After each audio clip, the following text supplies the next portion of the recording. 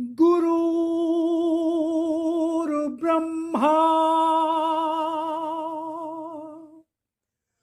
गुरुर्विष्णु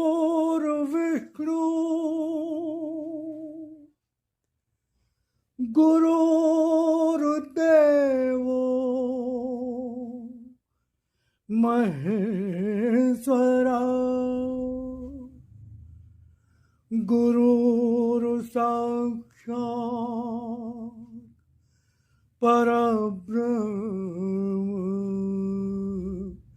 तस्मै श्री गुरुवे नमः।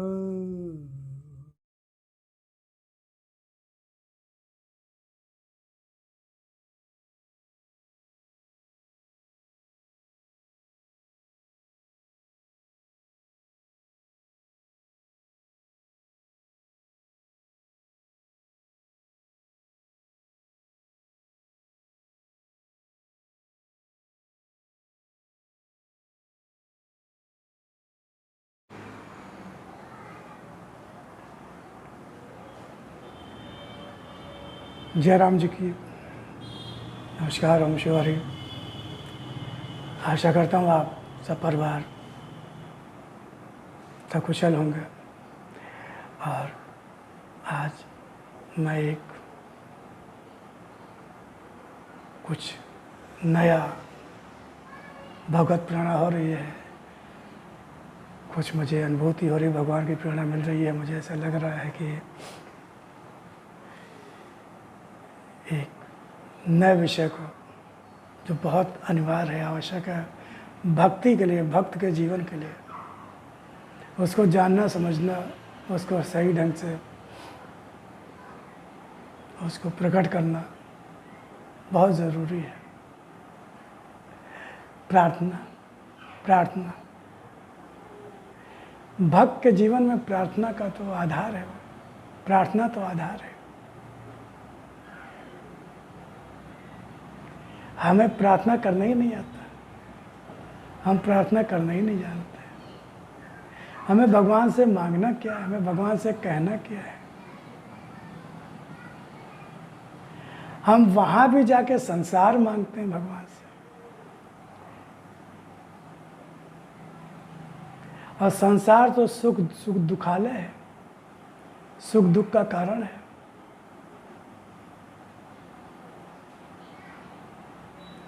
हम आनंद चाहते हैं, हम मस्ती चाहते हैं, हम अमरता चाहते हैं। जीवन मृत्यु आए ही नहीं, मृत्यु आए ही नहीं। क्यों भाई, यही तो सब चाहते हैं। लेकिन हम तो वो मांग रहे हैं जिसमें बार बार जन्मे, बार बार मरे, बार बार सुख दुख, सुख दुख, सुख दुख। वो मांग रहे हैं जिसमें हम ना कभी निर्भय हो सकते हैं, ना निश्चिंत हो सकते हैं, ना कभी आनंद से हो सकते हैं, ना कभी असुरक्षित हमेशा महसूस करेंगे, ना कभी सुरक्षित मान सकते हैं अपना। हमेशा रोग कष्ट पीड़ा बनी रहे, वही हम मांग रहे हैं भगवान से। ये ना समझी है कि नहीं? जो सर्वेश्वर है, सब कुछ दे सकता है, जिसके लिए असंभव कुछ नहीं, उससे हम वो चीज़ें मांगते हैं जो हमसे छिन जाने वाली है, छूट जाने वाली है, मिट जाने वाली है, बिगड़ जाने वाली है, जो रुकेंगे नहीं, जो ठहरेंगे नहीं, वो उससे मांग रहे हैं। तो हम मूर्खता है ना। उसके पास तो ऐसा है जो वो दे दे तो आप कभी दुखी हो ही नहीं सकते, कभी अभाव आपके जीवन में आएगा ही नहीं, कभी आपका मृत्यु का भय समाप्त हो जाएगा और आप जन्म मरण के बंधन से मुक्त हो जाएंगे। आप असीम आनंद पाएंगे। उसके पास तो वो खजाना है, और हम मांग क्या रहे हैं? तो क्या हम समझदार हैं? क्या हम वाकई बुद्धिमान हैं? क्या आप किसी शॉप में जाएं, दुकान में जाएं, या किसी व्यापारी या बिजनेस में किसी पास जाएं, और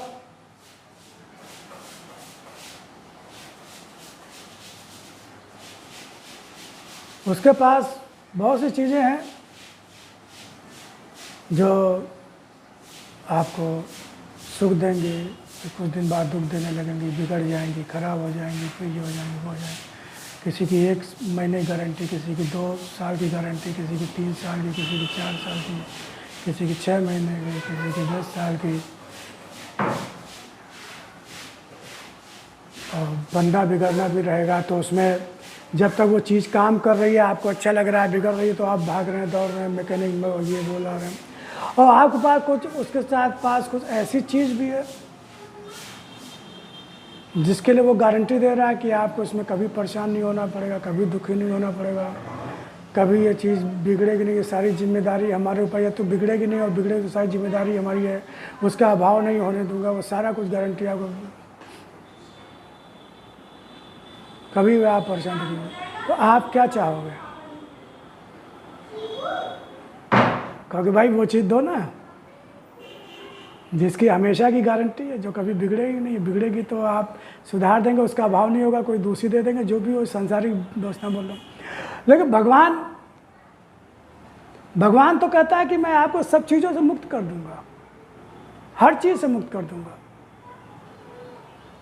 पूरी तरह से मस्त आनंद में, सारी जिम्मेदारी आपकी, सारी व्यवस्थाएं, सब कुछ मैं सब संभाल लूँगा, जीवन मरण से भी मुक्त कर दूंगा, जीवन मृत्यु के भय से मुक्त कर दूंगा, हर तरह के अभाव से मुक्त कर दूंगा।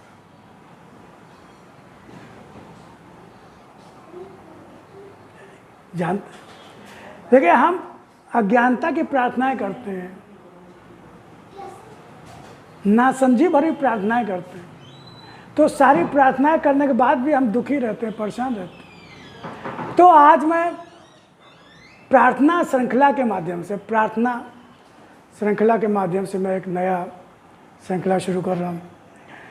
हम सबको समझना चाहिए, जानना चाहिए कि भगवान का जो सच्चा भक्त है उसको भगवान से क्या मांगना, किस तरह की प्रार्थना करनी है, क्या भाव होना चाहिए, किस रूप में भगवान से जुड़ना चाहिए, वो भगवान को किस रूप में देखे, किस रूप में समझे। तो परम पूज्य देवी माँ, जिन्हें कृष्ण चेतना अवतार भी भगवान ने अपनी वाणी में कहा, जिनके माध्यम से भगवान की वाणी आई, तो उनका चूँकि प्रार्थना संग्रह अर्पण भाग 1 भाग 2 है, तो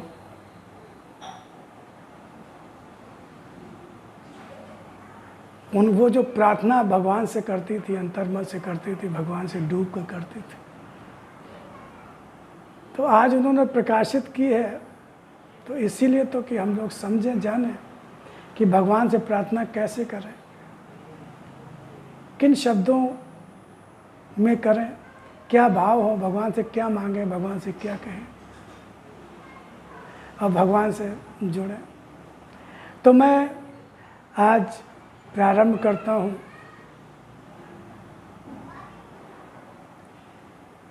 अर्पण संग्रह के अंदर प्रार्थना नंबर 67। तो मैं एक एक शब्द पढ़ूँगा और हम सब उसको मन में धारण करेंगे, अपने को जोड़ेंगे उस प्रार्थना के एक एक शब्द से, उसके भाव से, गहराई से अपने को जोड़ेंगे, भगवान से जोड़ेंगे, कि वो देवी माँ की प्रार्थना ना रहकर वो हम सब की प्रार्थना बन जाए, हम सब के अंतर मन की पुकार बन जाए। तो मैं उस देवी माँ की प्रार्थना को भगवान के चरणों में अर्पण करते, देवी माँ के चरणों में चरण में अर्पण करते हुए मैं प्रारंभ करता हूँ।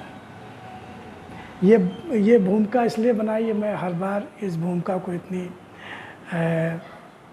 विस्तार में नहीं ले जाऊंगा, क्योंकि आज पहला प्रार्थना है, शुरुआत है, तो मैंने एक भूमिका बनाई है हम सब के लिए, आपके लिए। तो देवी माँ ने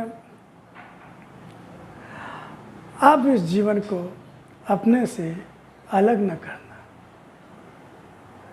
परम पूज्य बाबा जी, भगवान को, हम सब लोग जो भगवान की वाणी से जुड़े हुए हैं, सब लोग भगवान को परम पूज्य बाबा जी कहते हैं, क्योंकि गीता में भी उन्होंने पितामह कहा कि मैं पितामह हूँ। अपने को पितामह बताया है। तो उसी परमात्मा को, परमात्मा शक्ति को बाबा जी से संबोधित किया है। परम पूज्य बाबा जी जीवन के इस विश्वास को संभाले रहना जो आज मेरे जीवन का आधार बन गया है। इस जीवन को तुमने जिस पल सहारा दिया वह सब क्या साधारण था। उस क्षण में तुम्हारी दी पहचान ने मुझे तन मन को एक ऐसे आनंद की अनुभूति से सराबोर कर दिया जिसका वर्णन किसी भाषा में किन्हीं शब्दों में नहीं किया जा सकता। कैसे जीवन में जागरण इस रूप में हुआ कि वह सब ही तुम्हारा बन गया और उस दर्शन में थे तुम्हारे वे सभी रूप जिन्हें देखकर ऐसा लगा कि मैं ही अनजानी थी तुम्हारे दर्शन से, जो मैं तुम्हें इसके पहले पहचानी न थी, क्योंकि मैं तो तुम्हें साधारण मानव की भांति उसी साधारण मानवीय बुद्धि से पहचान भी कहाँ सकती थी। यह सत्य है कि वह दर्शन सांसारिक रूप और अर्थों में बड़ा ही विभत्स और जीवन में पीड़ा बनकर समाया हुआ था, लेकिन वह सब कुछ तुम ही तो थे। किंतु अगर यह पहचान हो गई होती तो उन पलों में मन ने यही आनंद पाया होता जो आज पा रहा है। और आज भाग्य को क्या कहूँ जिसने तुम्हें मुझसे मिला दिया है। मेरे परमात्मा, प्रार्थना है कि अब जीवन को अलग न होने देना। तुम्हारे चरणों में मेरा कोटिशा प्रणाम।